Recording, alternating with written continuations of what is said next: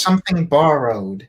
Yeah. And this one is another kind of like relatively comedic, light and fluffy one, but that's only relative because, Torchwood. Once again, I watched this many months ago, thinking we You were. gotta rewatch these episodes, Lucy, when it's time to talk about them. I know, but I'm having trouble finding them online now. Is another problem. I can link you to them. Please do. Thank God for BBC iPlayer over here in the UK, where Torchwood seasons 1 to 4 are all available. This is our iPlayer plug. We're sponsored by iPlayer.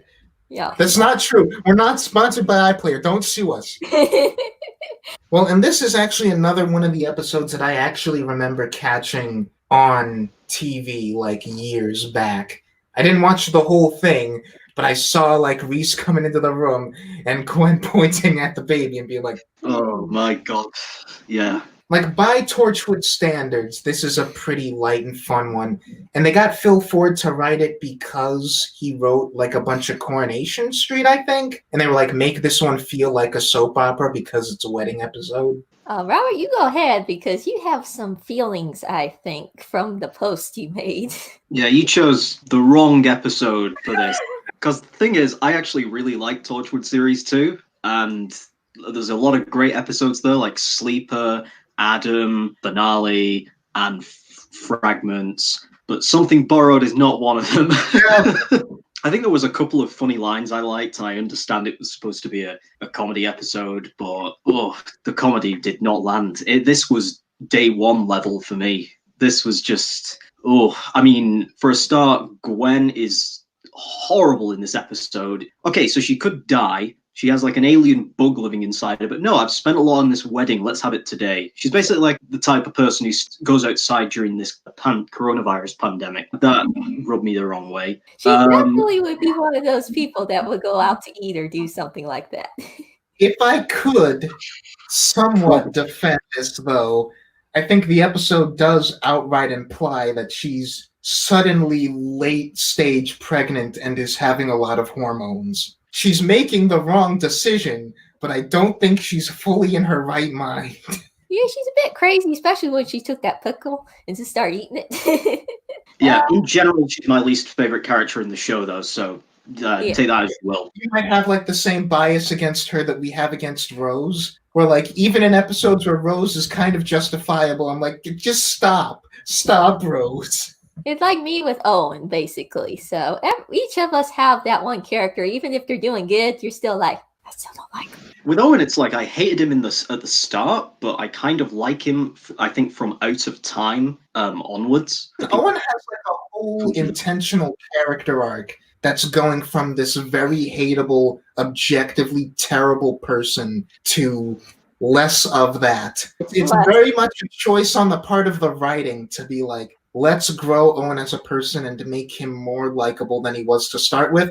With Rose and Gwen, even though I like Gwen, they have these traits that don't ever really go away, and it's very easy to see how people can find them kind of obnoxious. And unlike Owen, you don't get the sense that the writers are aware of it as much. His first few episodes, definitely. I mean, like they said, they try to bluff it off because she has some kind of alien hormones in her now and she's going cuckoo, but still. Not even just alien hormones, just like, people don't always make the right decisions when they're pregnant, especially like late pregnant. Yeah, I mean, there's a little bit of truth to that, but I think they're blowing it way out of proportion because I don't see somebody with putting their entire life. Like, she thinks about, how am I going to explain the baby not being here once it's over? You're just thinking of that now, Glenn? Like, really? And it's like they try to have this thing where she's like, it's not about the money. It's about the fact that I want to marry Reese right now. And, like, I get it. You're very emotional. Terrible. Like, that was an awful excuse. I think would have actually justified it. If it would have just taken a couple of minutes, maybe even less than that, would have been to have her be like, you're right, this is dangerous. This thing might kill me. I might not be alive to marry you later. Like, let's take the risk because I really love you and I care about this union between us. And if I'm going to maybe die because of this alien baby, let's try to get the wedding out of the way first. Yeah, like, she says that Jack can easily get it out of her if they take her back to the hub. They clearly state that. Like, so it just makes it worse.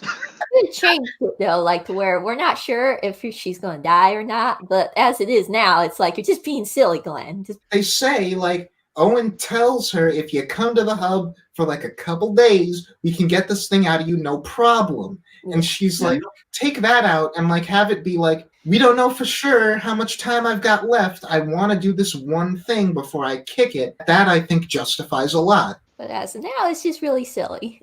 But yes, I feel like you've got more to go into besides just that, Rob. So continue. Let the rant go on. Yeah, so almost nothing about this episode worked for me. I think there were a couple of funny lines when Yanto had a good line that I liked. I think I posted about it. Something about not speaking ill of the dead. Jack is like, what's wrong with you? Ever since Owen died, all you ever do is agree with him. And Yanto's like, yes, I liked that line. Yanto's like, I was taught never to speak ill of the dead. Especially when they do most of that for themselves. I don't know if you guys caught it. There's an unintentionally funny moment when they blow up the creature. Pause it. You can see it's like dummy. Pause it just right. I did it one time. I have to find the photo, but it's like you can see it's like a dummy. And there's the unintentionally funny moment for me was when Jack bursts into the room with a gun, thinking Reese's mum, who is actually Reese's mum, is the creature, and just goes, "Get back, you little bitch!"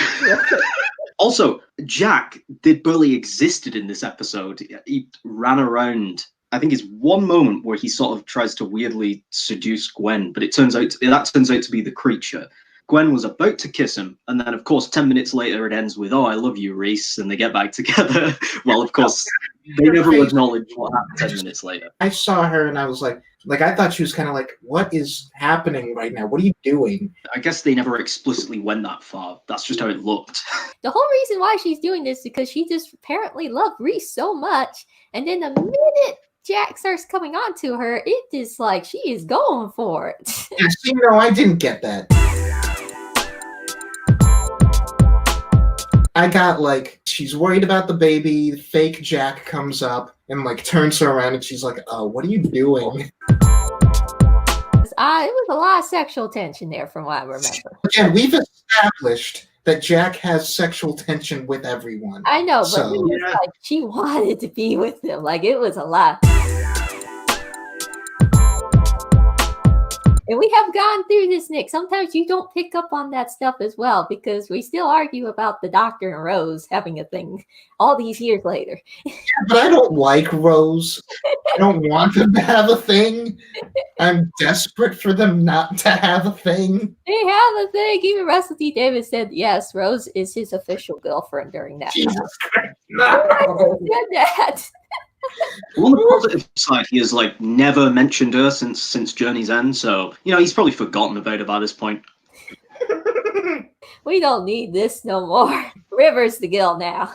The only reason that scene even happened is so that they can have a shot where it looks like Gwen and Jack are gonna kiss, and they can put it in the next time trailer to be like, "Ooh, look out, it's gonna happen." They should do like the Marvel thing where they have like put scenes they're not actually in the show to just shoot scenes for the trailer that aren't actually in the episode. Yeah, they should do that because in the episode it's just super awkward because the whole point is she's supposed to be super in love with Reese, and here she's like, "Hold on, Jack coming on to me. I gotta make this moment work." Yeah, no, I didn't quite dislike this episode as much as Rob. Like the other one, I thought it was really kind of disposable. There's some lines and some bits about it that I like, but I just feel like it doesn't really cohere into anything all that interesting, which is a shame because, pretty big stepping point for this character. Like, we've got one of our characters, like, especially in this show, where up to now we've been like, you can't have, like, connections to other people. And, like, we've been analyzing how all these characters are sort of screwed up inside because they're not allowed to, like, form social relationships outside of the team. And one of them is getting married. And it's like, that should feel like a bigger deal than this episode feels like. It's just kind of like a Rob. It's like, I feel like you could skip this one and be like, "Oh, well, what happened?" Well, Gwen and Reese got married. It's like, well, isn't that kind of a big deal? Shouldn't I watch that episode? No, that was really all of importance that happened. Yeah, you could like come back to next episode and she has like the ring on her finger and say, "Oh, we tied the knot." Mhm. That's it.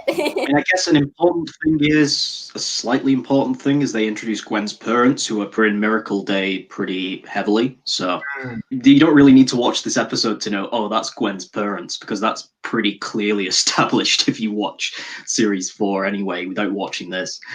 So Yeah, I mean, I watched Miracle Day before I'd seen any of their scenes in this episode, so yeah, exactly. I think the alien themselves is interesting enough where it's like an interesting source of conflict is like one alien like inseminates them and they have this really weird violent mating ritual that for them is just natural, but for us is like maybe don't. It was a good idea, and I thought I'm going to enjoy this episode. I have patchy memories of this episode. I remember not liking it for some reason. What gets me is Reese is about to get a big hero moment at the end where he's about to tear the thing apart with the chainsaw, and even has like a few good lines building up to it, and then of course the chainsaw just runs out of power, and he's like, so I don't understand. That is really, really bad. I get why it's a comedic moment. The joke doesn't land for me, especially since the writer of this episode claimed that Reese was the hero of the episode. I get it that he would stand up for Gwen like that in any way, even though it doesn't work, is admirable, but on the other hand, my only justification for it, and it's a pretty flimsy one, is just that I can't tell you why, but I would feel weird if Reese murdered somebody. Angry guy. Most of his role in the show is shouting at people. And I do actually kind of like him as a character, but that is kind of true. I like Reese. I don't think he has it in him to kill a sentient creature with a chainsaw. I don't see that. Very angry, yelly man. I don't like Reese at all. We'll get more into that as it goes, but yeah, I have enough angry men in my life. Especially an angry Welsh man. Well, I mean, I'm not a very angry person. I get angry at some of these episodes, not this one, but still. I will say, though, on the subject of Gwen's parents, I did have this nice little moment of, like, when they're like, oh, I can't believe you're having a child, like, we finally get to be grandparents. I'm like, oh, that's nice, because they do actually get to be grandparents eventually. I feel bad. Before he dies. Yeah, you know. I felt glad for them in that moment. One thing about Gwen's dad, though, okay, so Gwen basically confesses to him, oh, I'm carrying like an alien baby, like an alien parasite baby. His response is to go to her mother and say, oh, yeah, she's suffering from stress due to the wedding. No, that's not really a plausible explanation. First thing that's going to come to mind, you won't think, oh, she's gone absolutely insane. Especially since the Moffat era hasn't started yet. And we don't have a built-in excuse for why people wouldn't know about aliens. Yeah. If someone is just suffering from stress due to the wedding, they wouldn't suddenly start... If their mind starts going the way where they think, oh, I've got an alien parasite as a baby... then there's clearly something else that's wrong there. Rather than she's either telling the truth or she's insane. There's no in between. If someone came to me saying that, I would be concerned they would like try to hurt their baby or something. I wouldn't quite leap to that. But, or hurt themselves. Looks like she's about 9 months pregnant. I'd be worried that she would be doing something bad because bath salt, something's happening here. I also think part of the Reese not being the hero properly is just that he doesn't get enough focus in this episode. I get it. We've got kind of a large cast of characters to work with, especially, it's a wedding, a lot of people in one place, and you want everyone to get a little bit of focus. I disagree, Rob, that Jack barely exists in this episode. If anything, I think he and the rest of the team maybe take up too much time. Jack and Ianto and Owen and Tosh really should be off to the side throughout the episode. This should be an episode. I Owen and Tosh, but I do think they got a bit more development in this slightly than Jack did, where he's just sort of... It seems like he didn't do anything significant in this episode. The one thing that was significant was just the creature impersonating him. Yeah, also, Tosh was dealing with that creepy guy when she was, stuck together. Which is insane to me. Obviously, they do seem like the kind of guys Reese would hang out with, which is if anything, it's like me with some of my friends, where it's I find myself looking around where it's how am I friends with you people? Where it's I'm not perfect, but at least I'm better than some of these guys. You have that thought every time you do one of these podcasts. Yeah, it's true. I was talking about you guys. I didn't want to say it. You didn't want to say it. He's like, how am I friends? Right. Thought we wouldn't notice. but no, like Reese is like he calls himself Banana. What did he? What? Who made that decision? And like, Is that supposed to be his actual name or is it a nickname? Reese's dad calls him Banana Boat, and I'm like, that has to be a nickname. And I'm like, I don't get it.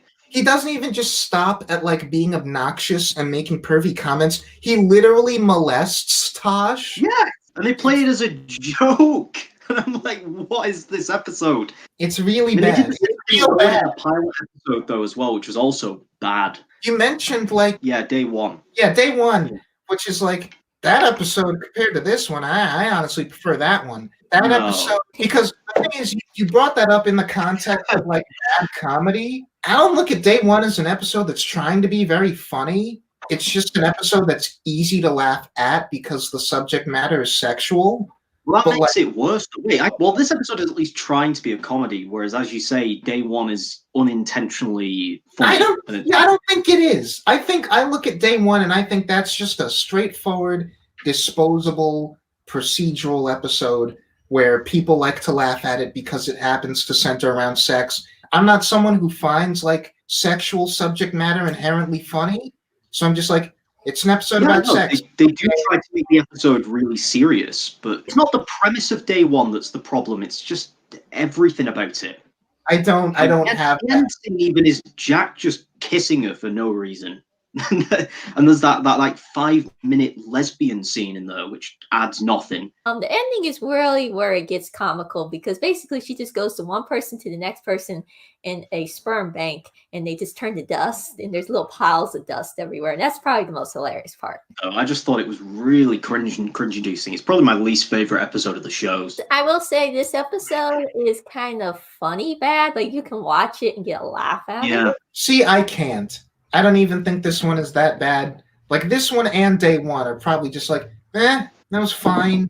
Probably never going to watch it again. Whatever. What would be the worst episode of the show, then? Cyberwoman. Oh, yeah. I think Cyberwoman at least is very ambitious. It's a shame. Cyberwoman is the anti-Aquaman, because Aquaman is a movie where I think everything about it is great except for the script, and the script is really dumb. And Cyberwoman is a thing where I think the script is actually not bad. Everything else about it is terrible. The acting is bad. The costuming is bad. The music is bad. The pacing is bad. The placement of it within the season is bad. It's just that the actual on-the-page stuff isn't terrible. It's not as bad as the overall production, but it's not. It doesn't have the best execution either. I still like it better than day one and this episode, maybe also From Out of the Rain, but I just find that one more really unmemorable than anything. And that's the next episode after this one as well. Yeah, I was going to say, oh boy, I've never even seen that one. That's going to be interesting. Probably the most unmemorable episode of the show. You get the feeling they knew, again, like with Doctor Who, where it was like, we know that the next couple of episodes or like the season finale is going to be super heavy, and like we just got done with like a really heavy trilogy of episodes with Zombie Owen. So let's have a breather. Let's just have a disposable, like nothing inoffensive episode or two. Yeah, it's kind of like a filler fun episode again. Trying to see what's the next episode. If anybody From Out of the Rain, the one I just mentioned, which is just the circus one. Oh yeah, that one's I can barely remember that one. That one is really weird for me. Yeah, if I can barely remember an episode, that is a very bad sign. Let's see how I feel about it. Like I watched it a couple times, but every time I watch it, it just immediately goes out of my brain. Oh no. Unless Nicholas has like a big, huge thing on it, it was just probably me, Robert. Like, it'll probably just be the three of us being.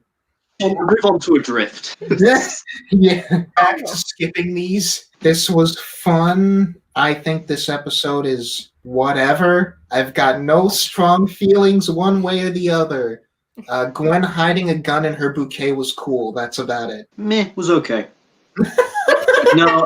No, in all seriousness, disgustingly terrible. For me, it's not good. I think it's funny bad, but that's about as far as I'll go for it. So, and I'm not a big Torchwood fan overall, so take that with a grain of salt, Robert. So there you go. I guess that's it. Yeah, so I am going to go watch K-dramas. Okay. Peace out. And do math. There you go. Also that. See ya. Bye-bye. Bye.